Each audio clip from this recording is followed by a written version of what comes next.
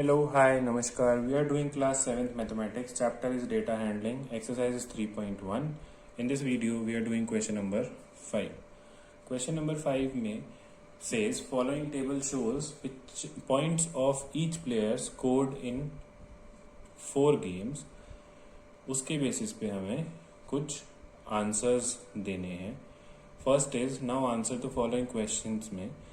First is find the mean to determine A's average number of points scored per game.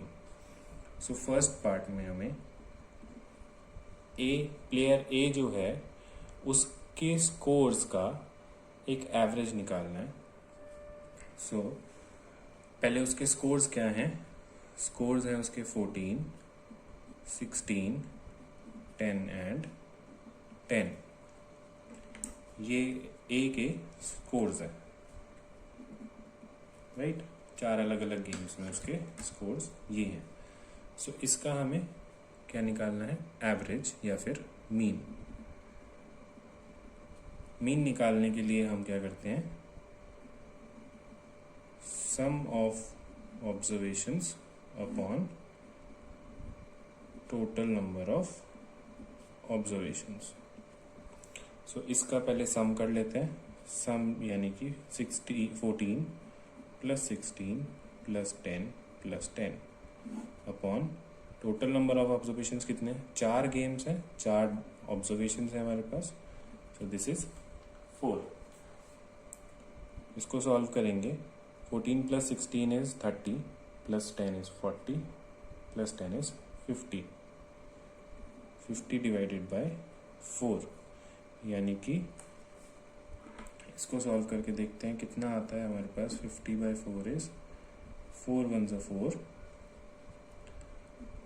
10, this is 2, 8, 2 balance and 0 carry करते हैं तो point आ जाता है. And this is 5s 20. So 50 divided by 4 is 12.5. Player ए का जो 4 matches का, 4 games का average या मीन है that is 12.5. Second part, to find the mean of points per game for C, would you divide the total points by 3 और 4? Y?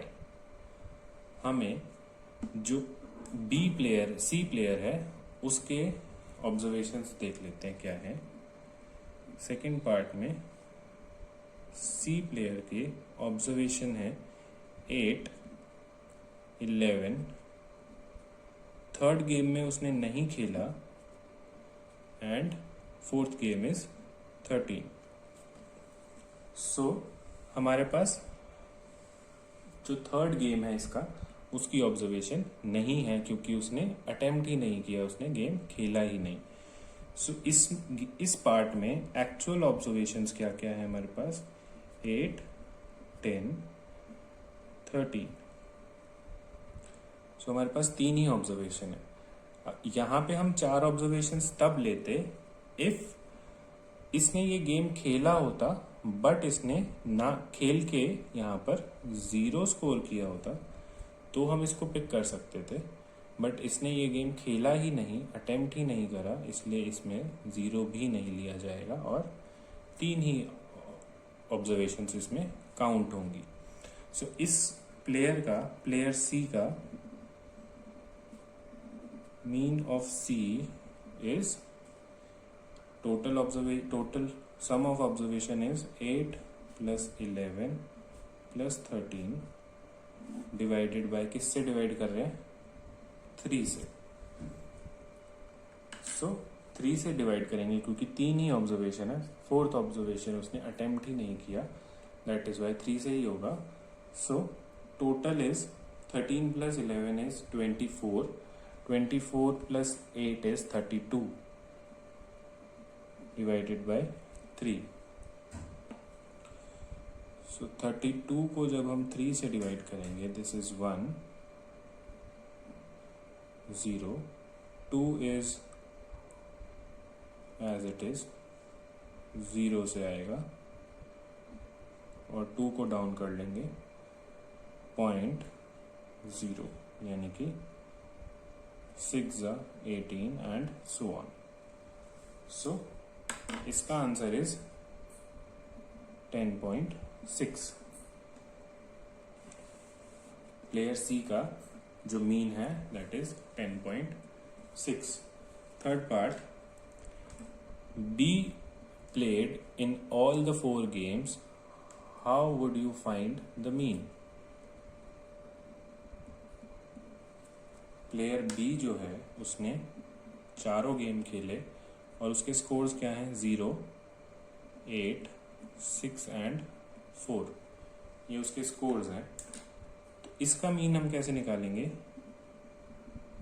Mean of B is, इसके में इसने फर्स्ट गेम खेला है but score नहीं किया, तो दैट इज वाई हम इसकी ये ऑब्जर्वेशन भी पिक करेंगे. इसके में 4 ऑब्जर्वेशंस होंगी, यानी कि total number of observations is 4. और जो हम सम लेंगे वो भी 0 + 8 + 6 + 4 लेंगे, यानी कि इसको टोटल करेंगे तो ये आ जाएगा 18 / 4. और 18 / 4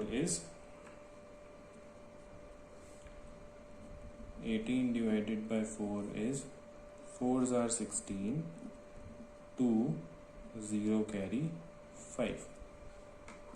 So that means 4.5 इसका जो मीन है. प्लेयर बी का mean is 4.5. Fourth part, who is the best performer? Best performer कौन होता है? बेस्ट परफॉर्मर कौन होता है जिसने थ्रू आउट द टूर्नामेंट उसने अच्छा गेम खेला हो. वो कैसे पता चलेगा? उसके एवरेज स्कोर से. So best performer is